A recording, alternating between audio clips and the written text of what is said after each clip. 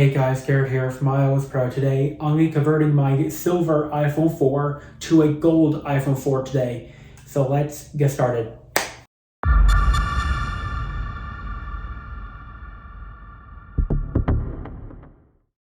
Okay guys, so before I get started, we'll need a few tools for this mod to work.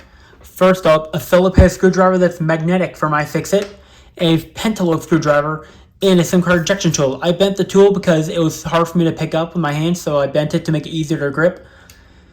And you should always power off the phone before doing this, which I've already done. So what I'm going to do now is reposition my camera to the top view to make it a little easier for you guys to see what I'm doing. Let me go and do that now. Okay guys, so I'm back and I got my camera fully repositioned. And first thing we need to do is make sure the phone's powered off, which I've already done. Next thing is get your SIM card injection tool. If you have an AT&T iPhone 4, the SIM tray, and take that out. If you have a Verizon one, you won't have a SIM card tray, which I have an AT&T one, so I'll have the SIM card tray. Next thing, take the screws out of the bottom of the phone, which I've already done. And the back plate just slides right off. Just push down and up to come right off. Now I'm going to go and do is take the screw out of the battery connector right here. Let me go and do that now. Okay guys, so once the screw for the battery has been taken out, then take a plastic spudger like this one right here from iFixit and gently pry up on the battery connector and it'll just come unplugged, just like that. And this little piece here is important. This is what goes underneath the battery connector. Sorry about that, my watch went off. Alright, so now, but since my battery pull tab is broken, I have to use this spudger right here to pry it out. Just like that. If I don't use anything made of metal, sorry, my watch won't stop going off. Let me go and mute that very quick. Okay, so now I got my battery out, just put it right here. But don't use anything made of metal, because I punctured the battery once before doing that. Alright, so since the battery is now taken out, then what we're going to do now is remove the screws for up here and down here. So once these screws for this shield and this shield are removed, then you just gently take this first one off. That's the one covering the dock connector cable. Next one, you're going to go up here and gently remove it right here. And there we go. That was the shield covering these cables. And this long screw right here is the screw that allows the Wi-Fi to work. If you lose that screw, then the Wi-Fi will stop working. This is the screw that goes in the top hole right up here. So that's very important actually. So guys, so once you guys do that, then go and disconnect the dock connector right here. Just there we go. So once that dock connector is lifted up, then you can go up here and do the screen cables next. So what I do with my finger here, it's easier. Okay, got one cable of that is the LCD. I think this one right here. So the LCD and digitizer are now disconnected. So now what we're going to do is disconnect these three screws for the earpiece and volume buttons. So the power button is one of them. The front camera is the second. And then the third one is the volume buttons. So I go ahead and disconnected that. Now I'm going to take my screwdriver and disconnect this front camera, which is right here. Okay, there we go. I'm going to gently take this camera out and put it right over here next to the battery. Just like that. Alright, so let me go and get a flathead screwdriver in order to get the standoff screws out. I'll be right back. So I'm back and I got my small flathead screwdriver. That's what's required to remove this screw right here. This tiny screw is actually a screw and a screw called a standoff. So let me go and remove that very quick. So I'm back and I have the standoff screw right here. It's pretty long. So I'm going to gently put that right up top, which is right up here, so I won't lose it. This is screwdriver pile for the logic board. So now what I'm going to do now is take my Phillips head screwdriver and remove a few more screws for the logic board. There's one right here, then another one underneath the dock connector right there. So I went back and I got these two screws here and here out. So now the logic board will just come right out. So you got to watch out because this little corner right here is wrapped underneath the LCD and touchscreen connectors right here. So you got to, when you wiggle, pull up, move it slightly to the right, then it'll pop out. So there's the logic board right there. Make sure that does not get damaged at all. Because if one thing breaks in the logic board, then you're done for. Alright, so now what I'm going to do is go ahead and remove the dock speaker assembly in order to get to the screws to hold the screen in. I've got the screw out for the dock connector. It's just a little screw right here. Then this piece will just lift right out. Just like that. This is the speaker assembly in the cellular antenna assembly as well. Well, this is the antenna that allows the cellular data to work. Really cool. Alright, so once the guy got that out, then you'll have to remove the vibration motor, which is two screws right here. So let me go and do that now. And I got the screw for the vibration motor out, this long one and the small one. The small one is the one that goes in the bottom right here. This long one, the one that goes in the top left. Going to take this out now. That's the vibration motor. See, I've categorized every part into groups so I remember where everything goes. That's why I made it a little easier for me this time. Alright, so now what we're doing is taking out 4 screws in order to remove the screen. One right here, this top one here, the second one, this third one, and this fourth one. So let me go and do it off camera now. Okay guys, so I'm back and I got those 4 screws out, which is right down here. And now in order to remove the screen all the way, I would have to undo 6 more screws. But the good news is that since 4 of these screws are already in the new housing right here, in here, all I gotta do is transfer 2 of these screws from here and here over to the new housing. Because all you have to do is loosen them up partially and the screen just slides right out. Let me go ahead and do that right now. So I'm back and I got the 6 screws all loosened up on the frame right here, just enough for the screen to slide right out. But I would only need to move 2 of these screws over to the new housing because these 4 right here and that one is already in there from the last time I used this, like 6 years ago. So I just have to move those 2 in and I'll be good. So now in order to do this, you'll need a suction cup because that adhesive is surprisingly strong. You see? But you will need your spudger to gently slice through the adhesive. So I've got to admit, this adhesive is pretty darn tough. You guys see, once that adhesive tape is removed like that, then you can just gently wiggle the screen cables through the frame and out like that. And there we go. There's their screen right here. So there's the screen for the iPhone 4. Let me just put it down right here. Okay guys, so now with the screen all taken out, what we're going to do now is disconnect the home button by undoing this latch connector. So take a loose screwdriver and lift up the latch just like this. And there we go. It's now lifted up. So now the connector, if we lift it up gently, pull very, very lightly. There we go. The connector just comes right out. Then you route this through the frame by twisting it. And there we go. The home button just comes right out. Just like that. I can put it next to the screen, which is right here. So with the home button assembly taken out, now we're going to remove the dock connector. All we have to do is remove 2 screws here and here. So let me go do that off camera now. I've got the 2 screws out, which are right here. So now we're going to gently pull up on this right here to help release the glue. And there we go. The dock connector just comes right out. But here's the tricky part. Make sure not to break the microphone. So you have to gently wiggle this thing out. Just enough where it'll come right up. And there we go. Now the dock connector is now taken out. Just like that. We're going to put this right here next to these 2 screws. So now what we're going to do is attempt to remove the volume assembly and the mute switch and the headphone jack assembly. I'm going to get and take the screws out off camera now. I'm back and I got the 5 screws out to hold the volume assembly in. But for this last screw right up in this corner here, you'll have to remove the headphone jack assembly by gently tugging it like this and moving it like that. Don't bend it any further because it connects to the volume button assembly like this. You gotta be careful not to break that. Alright, so now with the screw that you just take out the bracket gently, it'll come right out. Same for the mute switch bracket.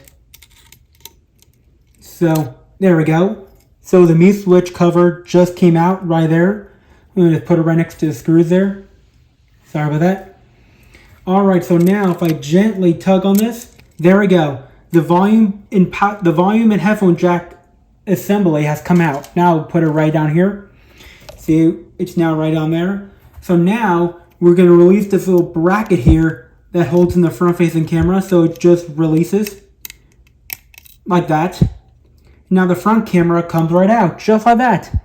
We turn it over to get the little bracket out. It's like a latch hook basically, same one the Apple Watch uses. So now the last part of this is getting the power button assembly out. This is a little bit more difficult. So let me go and get this loosened up off camera so I can show you how to do it. I managed to loosen up the ear speaker adhesive right here, so here it is. And now you just tip this in the volume buttons, in the power button, in the mute switch I meant, just comes right out. I set that right here, so I won't lose them. Alright, so now what we're going to do is unscrew the screws that hold the power button in. I'll come back to you guys once I do that. Okay guys, so I'm back and I got the 2 screws out for the power button. Now we just gently push out right here and the entire assembly will come loose. And then gently pull up on the connector and it'll just come right out. But the microphone is adhered right to this right piece right here, so you got to watch out for that. Put it right down here. And so now what we're going to do is take some of the screws, which I already taken out right here, over here like these screen screws, and move them over to the new housing. So I'm going to do that now. Okay guys, so I'm back and I successfully got the screws transferred over from this housing to the new one. But now what we're going to have to do is move the microphone and speaker grills from this housing over to the new housing, along with this upper headphone ring. Those will have to move over as well, so I'm going to go and do that now. Okay guys, so I'm back and I successfully got the power button assembly in. That took a lot longer than expected, because these third-party housings are not designed very well for the clearance of the power button. So they got it working now. But it was hard because the original button wouldn't click, including the original one, but I finally got to go in place. You just have to make sure the screws are in the correct position. And the power button looks like this, with that little hinge piece facing downward when you put it in. That's how you get it in. Alright, so now what I'm going to do is get the dock assembly for the charging port and reinstall it. But it's easier if you put the microphone grill in place first on the microphone, then slip it in. It makes realigning everything a lot easier. You see, once the dock connector slides into place, then you can gently slide the microphone into place like that. See, now it's aligned perfectly. So now what we're going to do is reinstall the home button. This is more difficult because it's very fragile. So on the underside, on the other side here, you fit the connector through the slot like that and fit it just like this. So you see now it comes out the other side. So now we're going to gently reinstall it through the slot here. So let me come back to you guys once I did that. So with the home button successfully reinstalled, now we're going to go ahead and reinstall the screen, which is the most difficult part of this repair ever, or the mod. Because you have to make sure these screen cables go through this little slot right here without getting damaged. Just gently fit them through like this. So it's very difficult, so gently make sure it goes all the way through like this. Now the screen will just fit into place, just like this. So we'll make sure the 6 screws are loose enough to allow the screen to go through the housing. So now what we're going to do is take our screwdriver and gently just tighten these 6 screws up. There we got one screw tightened up. I'm going to get the other ones tightened up off camera here. I swung it back and I successfully tightened all 6 screws. So now we're not done with the screen just yet. We'll need to put 4 more screws in every corner, like 1, 2, 3, 4. This will tighten down the screen all the way, like 1 right here, the 2nd right up here, the 3rd, and the 4th. Let me go and do that off camera now. Okay guys, so I'm back and I successfully got the 4 screws on the corners now reinstalled. And earlier when I was putting in the dock connector, I forgot to tell you guys to go and reinstall the screws for the dock connector as well, which is right here, these 2 screws right here. So I'm going to do that off camera. I went back and I successfully got the dock connector screws reinstalled, just like this. So now what we're going to do is go and reinstall the speaker assembly, which is this piece right here. So let me just put it in, just like this. But you got to make sure that these gold contact, these 4 silver contacts here slide into the slot down there, just like this. You guys can see. So now let me go and reinstall the screw that goes right there, and I come back to you guys when I do that. I sew it back and I successfully got the screw to speaker reinstalled. So now what we're good doing is reinstalling the ear speaker, front camera, and headphone and volume button assemblies. This side is a little harder, so I'm going to do these parts first. So first of all, get the ear speaker. Make sure the gold contact is facing upward, because the logic board will sit right on top. See, on the logic board, see those 2 contact points right there? Those go on the ear speaker to make it work. It's pretty clever, actually, instead of using a connector like these newer phones do. Pretty clever. So once that's reinstalled, just like this, then we're going to get the front-facing camera, which is right here, and place it into the slot, just like this. It's a snug fit, so kind of normal. Sorry, this little headphone jack piece keeps coming out. I'll put that down for later. So there we go. See, now the front camera is now installed.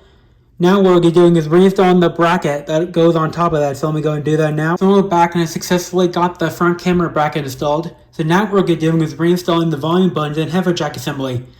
So now make sure the volume switch is in the unmute position like this, where the red outline is on the bottom here. That's made this correctly in place. So now get your assembly here and gently put it into place. So I'll come back to you guys once I get it fully into place with all the screws in as well. So I'm back and I successfully got 3 of the screws installed for the main volume buttons. Right here you guys see all 3 screws. But I wanted to mention that there's actually a bracket for the actual mute switch itself. If you don't put that in properly, then it's not going to work. So here it is. Make sure it's installed like this. Otherwise, it will not go in properly. So let me go and do this off camera now. I'm back and I've successfully got the bracket installed for the mute switch. That was much harder. This is the hardest part of the repair, getting the mute switch bracket in. Now just seat the headphone jack into position, just like this. And now, there we go. The headphone jack and volume button assemblies are now reinstalled. This is where the vibration motor connects as well. So let me get the motor right here, put into place. And then the long screw goes at the top left corner right here on the screw hole. The little one here goes at the bottom right. So let me go and do that now. I'm back and I successfully got the screws for the vibration motor reinstalled. Now I'm going to reinstall the logic board. Make sure these cables don't get snagged when doing this. So make sure to slide the logic board to the top here. Make sure it slides in like this. Then push down. Make sure this gets into place like this. And there we go. Now I'm going to go and reinstall the connectors, which can be a little tricky sometimes. 1, 2, and 3. Now the screen cables. Okay, there we go. All those cables are now reinstalled. Now what I'm going to do is reinstall the 3 screws that hold the logic board in. One up here, another one right here, and a third one down here. So let me go and do that off camera now. Okay guys, so I'm back and I successfully got the 3 screws here, and here reinstalled. So now what I'm going to do is go ahead and reinstall the rear facing camera up here just like this. Go ahead and push this connector down. Sometimes it could be a little stubborn. There we go. Now I'm going to go ahead and push down the dock connector cable, flex cable here. Okay, plug it in there. And so now I'm going to do is reinstall the brackets for here and here. Let me go and do that now. So I'm back and I successfully got the brackets reinstalled. Now the last thing to do is reinstall the battery and test out the phone. So let me go and do that now. Guys, so I'm back and I successfully got the battery reconnected. So now the last thing to do is put the back plate on, put your screws in, but I'm not going to do that since I don't have my screws. But with the back plate now on, see the phone works. 3, 2, 1. Yep, there we go. So it took a little bit of the power button with the little sticky, and yes, the iPhone now works. So I'll come back to you guys once it's done booting up. I'm back and my phone has finished booting up, and just like that, my iPhone 4 now works on the very first try. Usually it takes me a couple of attempts to get these phones working after I do a mod. But this, the first time I ever got it working on the first attempt, like in a while after a mod. That was the hardest thing I've ever done. Transferring from this housing into a gold housing. It looks really, comment below how good this looks, because I'm very impressed. Because it looks about the same gold as my watch band. A little more than that, but it's not real gold, but it's meant to look like gold. It's really good how clean and nice this looks. Both the speaker frames and everything. The flash working. The camera's working. See, there's the front-facing camera. The mute switch works too. The iPhone disables the vibration motor if I'm in the camera app, so that's why it didn't buzz. Alright, so that is the iPhone 4 silver to gold transformation. I'm actually going to do another one later on with the iPhone 5C, from blue to white.